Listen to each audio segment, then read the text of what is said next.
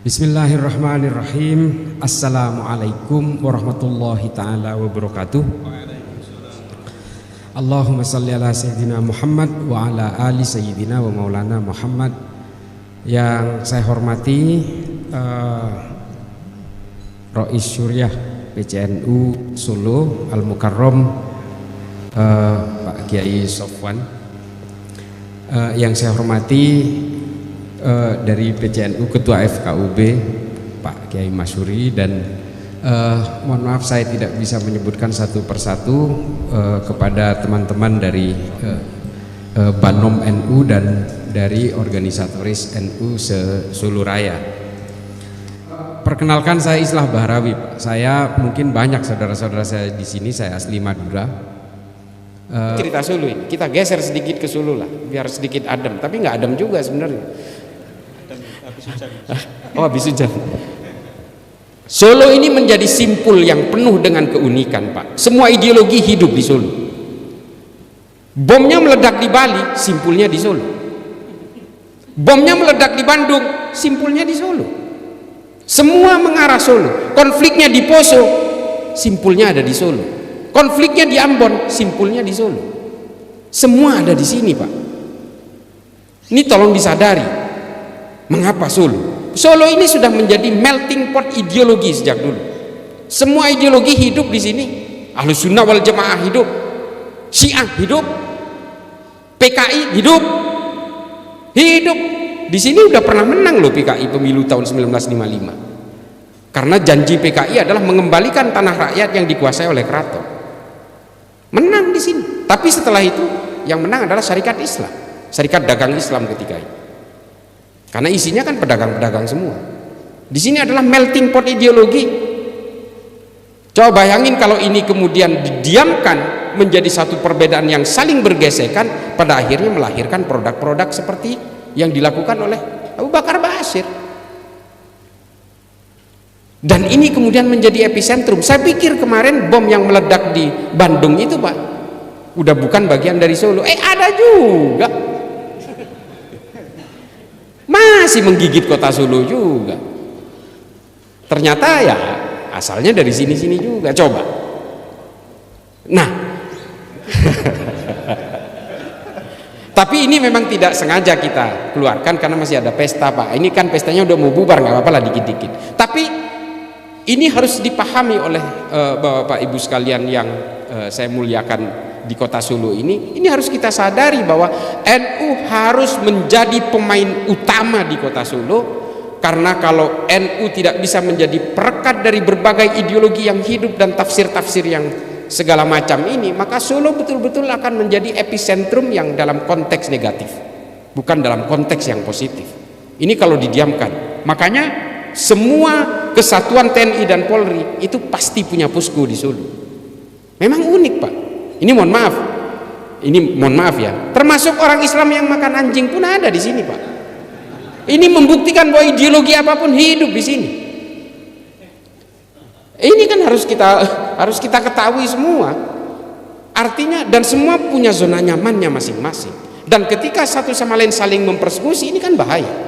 Amrozi simpulnya di sini, padahal orang Lamongan. Agus Suyatno yang kemarin jadi pelaku itu melakukan amaliyahnya di Bandung di Astana Anyar, padahal orang di sini juga. Coba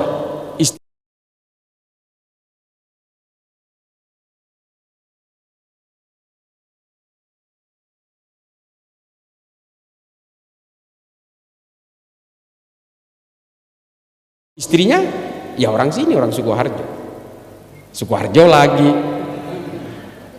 Bicara al-mukmin ya Sukoharjo lagi. Solo Raya. Ya seperti yang kata tadi Pak Masuri bilang, ini panggungnya ya di Solo dan dilalahnya ya presidennya dari Solo lagi. Udahlah, ini tempat carmuk, ini cari muka di sini. Ada yang orang ingin naik jabatan ya cari mukanya di sini, ada yang ingin meruntuhkan negara ini cari mukanya juga di sini, macam-macam. Karena memang ini titik simpulnya, Pak. Dari semua gerakan usroh pada zaman Soeharto, pada zaman Soekarno, sampai kemudian gerakan-gerakan Salafi Wahabi, itu semua epicentrumnya di sini. Dan mereka cari makannya di sini, jadi tukang parkir lah, laskar ini, laskar itu, dihimpun dalam DSKS. Memang kita nggak tahu apa? Tahu kita. Saya kebetulan tenaga ahli di Mabes Polri, Pak. Kita tahu betul peta di sini sebenarnya. Memang sulit kalau kita tidak punya resistensi secara kolektif, tidak bisa menyelesaikan ini. Nah, Bapak Ibu sekalian, kelompok-kelompok pengusung khilafah ini juga kemudian menjadikan Indonesia sebagai melting pot dari proxy war. Apa proxy war? Ya kaki tangan. Pendanaannya dari mana? Dari segala arah, Pak, termasuk dari luar negeri. HTI itu kantor pusatnya di London. Curiga nggak sampai? Curiga lah. Gerakan Hizbut Tahrir yang ingin menghilafahkan seluruh dunia, kantor pusatnya di London. Kenapa nggak dimulai dari London? Kok tiba-tiba ngacak-ngacak Indonesia? Dikatakan khilafah ini buatan Tuhan, buatan Allah, warisan Nabi Muhammad. Ayo kita bantah-bantahan soal itu. Kasihan bangsa Romawi yang udah mikirin sampai nggak tidur-tidur untuk membuat sistem khilafah. Terus tiba-tiba ini diakui dari ini buatan Tuhan, ini buatan orang Islam. Bukan. Sistem syuro yang dipakai Khulafaur Rasyidin itu sudah dibikin oleh bangsa Romawi 1400 tahun yang lalu. Namanya Respublika Romana. Ini soal sejarah ini. Terus dikatakan, wah ini orang Islam wajib mendukung khilafah. Ini kan gaya-gayaan aja, ini kayak tukang sulap, Pak. Kita disuruh jangan pergi dari situ karena dia mau jualan obat. Dia terus membuat narasi-narasi supaya orang betah. Nah, ini yang dilakukan kelompok khilafah ini. Bani Umayyah menggunakan sistem al-mamlakah, kerajaan, seperti yang dilakukan Arab Saudi hari ini. Itu kan sistemnya orang Romawi juga, namanya monarki absolutum. Ini saya sering katakan ini di dalam YouTube tentang ini. Pada zaman Bani Abbasiyah, sistem politik yang dipakai adalah ahlul halli wal aqdi. Ini dari Tuhan atau bikinan umat Islam? Bukan, ini bikinan orang Romawi ketika menguasai kekaisaran Bizantium. Namanya Concilium Plebis. Sama persis, cuma yang ini versi Islam, yang ini versi Romawi. Gitu aja. Terus dibilang ini bikinan Tuhan. Enggak.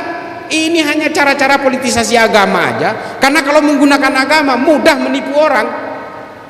Orang mudah percaya untuk terhipnotis lalu mengikuti dia, lalu kita ikut serta mewujudkan ambisi-ambisi politik dia supaya menjadikan Indonesia ini negara khilafah menurut mereka.